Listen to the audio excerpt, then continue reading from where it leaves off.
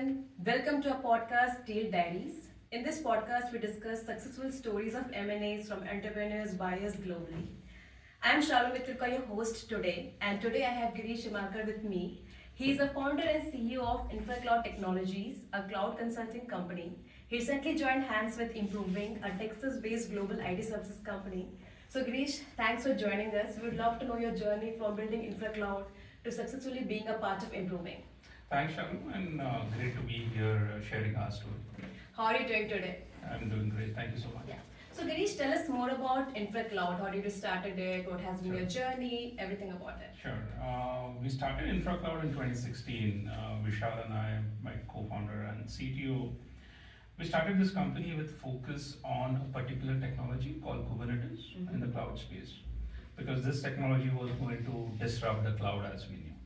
So we built this cloud services company focusing on a particular niche, which helped us carve out a market segment for us and keep growing at a rapid pace. So how did you gain customers sitting in India from US, like sitting in India in US? Like, or were you traveling to US to get customers in that particular niche? Yeah, like in a year, I used to spend about 3 to 4 months across different trips traveling to US. You have to be close to the customers, Okay, and we did that by traveling there often. got it, got it. And at what point did you realize, like, okay, maybe I should join hand with some big company to grow faster? Like, what triggered that moment? So in our journey, the earliest offer came around 2017. Oh, that's too great. So one of our customers, and we were just starting off very early on, and then we got another offer, or not an offer, but a start of conversation in 2021. Okay. I think the 2021 made us think we need to look at this particular option. Okay. Because till that time we never thought about getting acquired. Okay. So that's the time when we started talking to people, and if you get inbounds, most of the times it's you are in a very unfamiliar situation, and better to talk to different people. Maybe you might have some connects who has been an M&A or a founder who has sold their company. Talk to as many people as possible and get a perspective, because you are getting into an uncharted territory and you don't know what you're doing. Oh, nice. So, did you take that these like discussion seriously? Did you talk to other people, or did you just stop it there? We started discussing, but we felt it was too early. This was 2021, so we were coming off on a 100% growth that year, and we were expecting to grow again at a similar rate in 2021 as well. So we were like, okay, not yet. It seemed to be early. Got it. But did you stay connected with that buyer, or you never spoke with him again? Because we were connected, but afterwards the interest fizzled out from both the sides. and the reason behind it? We were not that interested, even on their part. This wasn't a particular priority as a target. That could be the reason. But after that, in 2022, we got into a serious discussion. Okay, with other partner. This is now new company, conversation. new Okay. inbound. Yes. Okay, new inbound. Yes, and I think our learning came from that experience, Okay. which really helped us in our recent acquisition with Improving. So, what was that learning that actually helped you? So many things. Like one of the mistakes we did was you need to close the deal fast. Okay. You can't just keep talking forever, right? It has a limited shelf life. Okay. Things happen. That could be on the buyer side, that could be on your side. So you have to move fast. So both the parties have to move fast to make it a successful. Yes, and they were a pretty experienced, mature buyer. I think the mistake was ours, not theirs. We should have moved the conversation faster, or if we had a banker, I think that would have made a big difference. Got it. And Yeah, timing matters. Timing matters. Got it, got it. So what happened in 2024 when you started this discussion with actually looking for an exit? So in 2023, actually, we were looking at positioning ourselves that either we end up growing 10x from here, start Okay. building our plans. We started working towards building a vision. But given the macroeconomic situation and the area which we were working on, Mm-hmm. we knew the growth could happen in two ways. One is either we find a new technology Okay. to grow in, or you find a different market segment for Okay. the existing capabilities which you have. Got it. And I think as a CEO, your job is to always position the company well so that in an uncertain world, no matter what happens, you land on your feet. Okay. Right. So while we signed a banker, we were building our plans to grow 10x from there. Okay.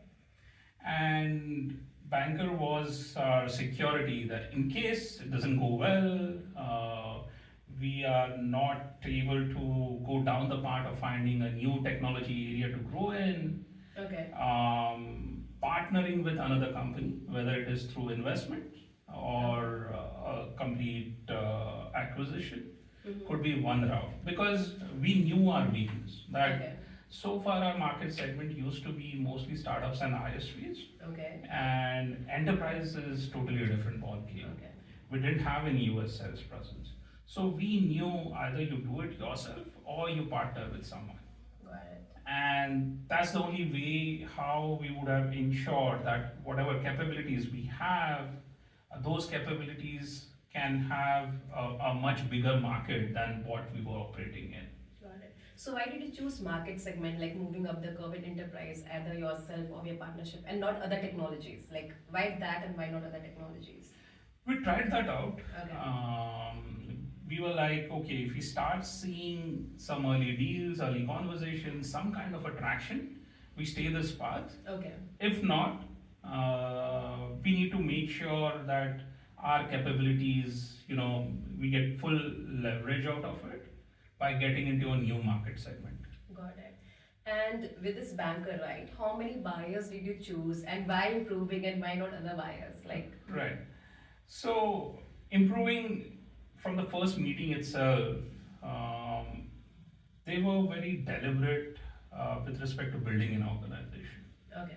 That is one trait which we share. It's a core DNA of the company. Okay. Putting people first, building a great culture, Mm-hmm. making sure everyone in the team is growing, investing into that. I think that was the biggest alignment with improving, Okay. which led us to closing this deal with them. And how many buyers did you speak with on average before choosing improving, right? Like you need to have some comparison, right, within A and Correct, B, right? correct. So did you speak with 5, 6 buyers to choose improving? Like what was the journey? So as I said, we had been talking to buyers since 2017, right, getting inbound interest. Yes. So we had seen all kinds of buyers, and also during this phase, we must have talked to like 7 different companies, Okay. and then finally we decided to go with improving. Got it. Great, great. And congratulations, Girish, on this deal. Let's reflect more on the deal, right? So, if Sure. I ask you, what are the top 2, 3 things that you think worked in your favor to make a deal happen? So I think the culture we built, and this is the same question I asked improving. Why did you choose us? Because for a while they have been trying to find the right kind of company in India. Having an offshore strategy was very important for them, Okay. and now us. So culture was the big thing, and then having a niche was another. Okay. What they were looking for, and as I said, we want to keep growing. Offshore is a big thing, so we want to grow 10x from here, and we will be acquiring more companies as well in India going forward. So everybody talks about culture, right? But how do you measure culture? Like, how did improving measure the culture of your company? Um, it's hard to measure, it's one of those intangible things. But if you Okay. interact with people, and not just the founders, but other leaders in the company, you can get a sense of it. Got it. So if I have to summarize, it was culture and the niche that you have built, right? Yes. Did they see some overlap with customers that you had, the location of the customers? Was that also one of the things that you believe helped you close the deal successfully? Not specifically in this. I think for improving having offshore presence, Okay. right? That was a strategic thing. Now, Okay. within these offshore entities, whom do you choose?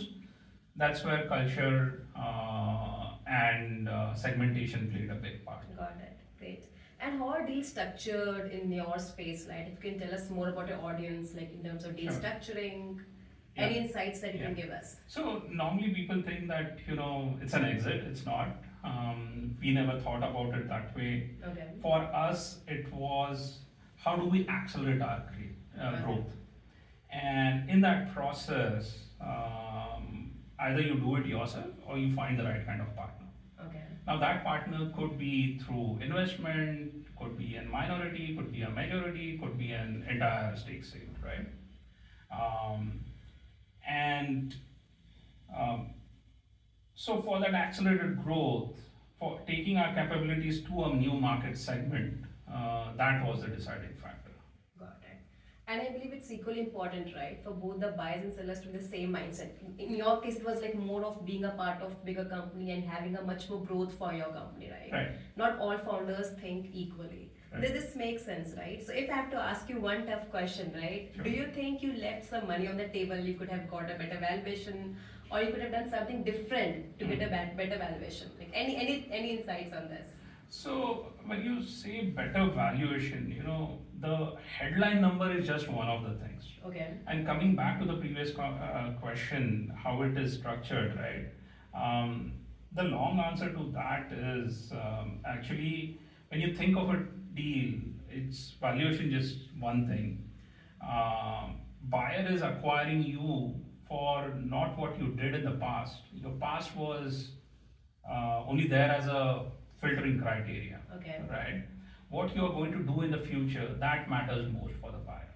Okay. So most of the times, and especially in IT services, you will have an earnout period of 2-3 years, right? And they would be looking at what you have forecasted, how you are going to grow, and whatever forecast you provide during your negotiations, you are accountable for that. Okay. All the earnouts, etc., are tied to that. Got it. So a lot of founders in this sector do say okay, I need more of upfront cash, less of earnouts. Some says I need more earnouts, less of cash, or more equity linked, right? So what do you think are the best structures which founders should take as an advice from you? In terms of structure, right? Before I come to this Yeah. particular question, headline valuation is one thing. Okay. How much is the earnout period? Mm-hmm. What are the earnout criteria? Criteria. If it is too complex, you would rather want it to be simple, right? Okay. Most of the times, buyer would want you to earn that earnout because they are interested in your success, and Yeah. at the end of the day, you're supposed to create a win-win situation, Yes. right? So, and then rest of the terms as well matters, right? How are the earnout criteria, how long it is, how much is equity, how much is cash, and so on. And going back to your question about how much should be upfront, etc., Mm-hmm. I think it boils down to your situation and what market is offering. Okay. So, for example, if you have gone with an investment banker, you have multiple offers, you figure out. Obviously, you would want to have as much cash or as much upfront as possible because you are giving away 100% of the company, right? Yeah. Right. And with the earnouts, you don't know how that relationship is going to pan out. Mm-hmm. There's always hope that you will do well. The buyer has good intentions, but how do you de-risk that? and that then boils down to how much upfront cash is there. Got Right. it, yeah. So one interesting question, right? Like I hear from a lot of founders, I have three offers. One is offering the highest amount, other is the lowest amount, and one is in between, right? So a lot of founders are confused, should I go with the highest amount or something like that? So when the founders are confused, what they should look at Right. by choosing which buy should go for, they should go for. Yeah. So you have to look at it as a complete package. You have to look at, see, after a point, right, that number is not going to matter. If it is your first acquisition, there will be a certain point beyond which it's not going to make a material difference to your lifestyle, Okay. right, or that number. There's a great blog by a founder of a company called Smart Bear called Rich versus King, Okay. where he talks about there's a freedom line, meaning if, and you define your freedom line, Yeah. whether it is I get to pay my home loans or I have X amount of corpus, you decide Yeah. that. And once you cross it, how far you go beyond that Doesn't doesn't matter. really matter. Makes right? sense, makes Right. sense. So then once you cross that, Mhm. I don't think so you have to pick the highest one. Look at, what opportunities it brings in. Okay. Right. A big criteria is there a real strategic alignment? Okay. Is there an alignment between people? How do you see it? Right. Like we were very fortunate that we found someone like Improving, great folks to work with. We are learning so many things. Like our integration started like 45 days before the closing. Oh, that's great. Which company is so well organized, Yeah. and we just kept on learning many things along the way. So you have to look at it not just from that number, but what are the learning opportunities? Got it. What are the growth opportunities for your team, even for personally as a professional growth for you? Mm-hmm. These are important factors. So you have to look at it much more holistically Mm-hmm. than just looking at this Numbers headline and number, all, right? And that's hard because that number is always something to brag about, Oh, right? yes, yes, I get it. No, I think this makes sense, right? Because if you're going to be a part of that journey for longer, right? Yes. Many more things matter, and that freedom, like you should know what's that number that you're looking Yes. for, right? So that's why you have to think long term, and it's not just in this particular deal. My belief is always thinking long term in every kind of a relationship. Whether it is how we build the company, that was another alignment factor with Improving. That the founder team, the leadership team, they have been together for 10, 15 years, Got it. right? That itself says a lot of Yes, exactly. thing, yeah. I think this is Girish, this is great, right? So let's talk about some advice. So I'll ask a few commonly asked questions, right? So a lot of founders ask like, what is the right time to sell? They have this confusion, and like you, they also receive multiple inbound leads, right? So what is the right time to sell, which you would give as an advice to other founders?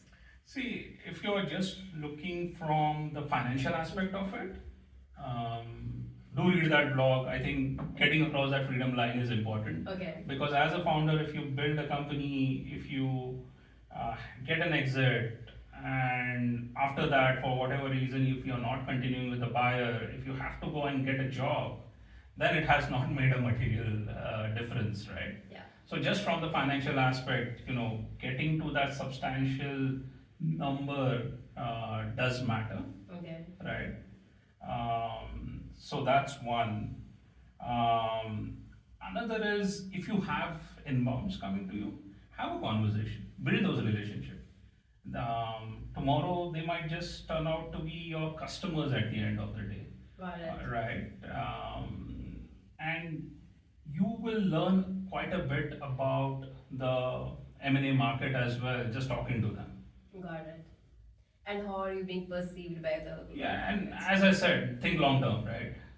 But the other question which I get is, I want to do these conversations, right? But this may distract. And generally at smaller scale, it's more Yes. like founder led sales they have, Yes, right? yes. So will it not distract the? It does. It does, right? It does. So how So- do you manage both? So, whenever I used to get interest from PE firms, I had a snippet already ready.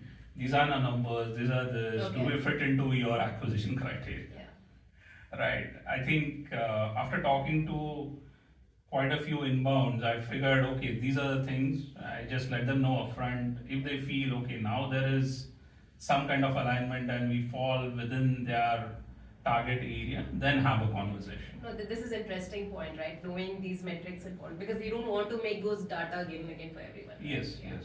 And if you have to give advice to other founders who want to sell within 1 or 2 years, what are the different metrics or things they should consider improving or focus on so that they're ready to sell in 1 or 2 years? One, your finances. Obviously, you, especially when it comes to IT services, you have to be profitable. Mm-hmm. If it is Indian IT services, you have to be within 20-25%. Okay. At least when it comes to smaller size companies, right? And mid-sized companies. That's a critical factor, and that is after taking market rate salaries for the founders. Okay. Because so many founders I've talked to, Mm-hmm. they are not taking market salaries, and then the EBITDA numbers are inflated, Yeah, right? yeah, So that shouldn't be the case. You figure out, what that market rate salary is, find out actually what that EBITDA is. Having growth is extremely important. And as I said, any buyer is looking to buy the future of the company than the past. Past is just as a selection criteria. So you have to have that growth to get a better valuation. What about type of customers, the location of the customers? Yes, it matters a lot. It matters a lot. Having big logos is extremely important. In our case, that's the problem we were trying to solve, right, by ourselves, Okay. getting enterprise customers. And like, the funny thing is, after we signed an LOI, the due diligence was going on. We already started working on a deal together. That's great. That's great. So, and now we are working on multiple deals together as Improving Pune. Having those big logos matter a lot. Got it. And even with this big logos, right? Does that tenure of the contract matter? Like I'm working with maybe global 2000 or Fortune 500, but the contract's like 3 months, short project. Right. Or having a long contract. Does these things also matter? Long contracts matter, but sometimes you'll always have customers like they sign for 6 months, Okay. but they will keep on renewing. As long as you establish that history and that is a recurring pattern, it's okay. But having recurring revenue is very important. So, EBITDA levels, having big customers, and why big customers are important? Because the buyer wants to grow more within that customer, right? If you have small customers, then they are maxed out. You can't grow within them. So they are not able to acquire those customers. Got it. Makes sense, right? Also, the other thing which I'm hearing from a lot of buyers is like, I want a company which is not founder-led. It has a leadership team that delivers it, right? Because if the founder goes, everything goes on, right? Yes. So what advice do you give to other people who are looking to sell is like, how can they make a team which has a good leadership team, which is a self-running process and not founder-led driven? Right. So, if you want to sell the company, you have to build the company as if you're not going to sell, right? Self-sustaining, right? Good financials. And if it has to be self-sustaining, you have to keep on delegating, build that leadership team. Because if you have to grow, you have to build that part out. And that is everything a buyer is going to look at. Why a bigger company gets a better multiple? That's because of the maturity of the company, right? Because you add these risks, obviously the valuation is going to be factored into the valuation, right? Got it. And when you started building InfraCloud, why did you choose US customers? Why not UK, Asia, or other markets? Well, most of our customers have been in Bay Area. When we started working in Docker Kubernetes Technologies, it was just getting started. Okay. The startups were just getting funded in Bay Area, and that's where it's the tech hub, innovation hub. So it was very obvious. And obviously, we had network there, have our alumni from college as founders or working in Bay Area. So already that connect was there. Got it, great. So if I have to summarize, right, for us to get a better valuation, it's obviously how strong the management team is, other is type of customers.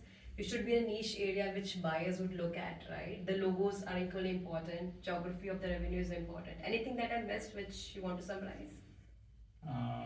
No, I think, and these are all the ingredients of building a great business, right? After all, because any buyer wants to buy a great business. Yeah, this is interesting, right? One last question I have is like a lot of sellers who are thinking to sell or an inborn interest triggers them, right? They're confused. Should I just go and talk to the buyers or should I take an advisor? Hmm. So what's your say in that? And how to choose the best advisor? Advisor in the sense an investment banker? Yeah, investment banker, yeah. My advice would be get an investment banker. Okay. It's very important to have a good advisor who will, one, ensure your expectations are aligned with the market. Okay. Normally they are off the charts. Even mine were when we started off. Okay. Because we live in our own world, it is your company, you always think it is best in the world, right? Yes. You need that reality check as well. So getting an advisor is very, very critical, I would say. Okay. And how do you find and figure out who is a good? You will spend a lot of time with them. So when we chose our investment banker, I spent about 5 hours talking to him. Okay. And that's where I figured that yes, this is the firm I want to go with. Want to work with. And obviously how much connects he has in the buyer system, that is Yes, equally that's important. right. So, then you do your due diligence, you talk to what kind of deals they have done, talk to those founders with whom they have worked.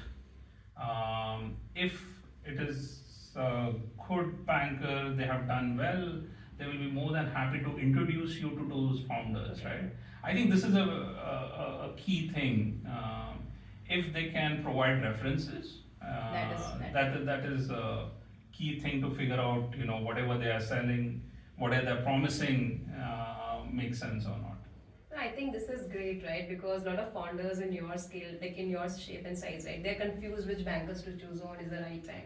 So I think you've shared a very great insights to us, right? So now as you have joined Improving, how does it feel? What do you want to achieve in the coming years? Yeah, I think Improving is going to be a great platform for InfraCloud to grow from this point. That was our hope, and we are seeing that hope turning into reality as we are working more and more. As I said, there are multiple deals which we are working on together, and we as Improving want to grow 10x from this point. So we are just very excited about this new journey. Yeah, that's great, and I hope you guys grow 10x so that we can meet again and have a story on how you do that. But thanks, Girish, for your time, and thanks for sharing all your inside stories. I hope audience will love it. And if you have any questions, feel free to reach out to me or Girish anytime. Thanks for your time, Girish. Thanks for joining us.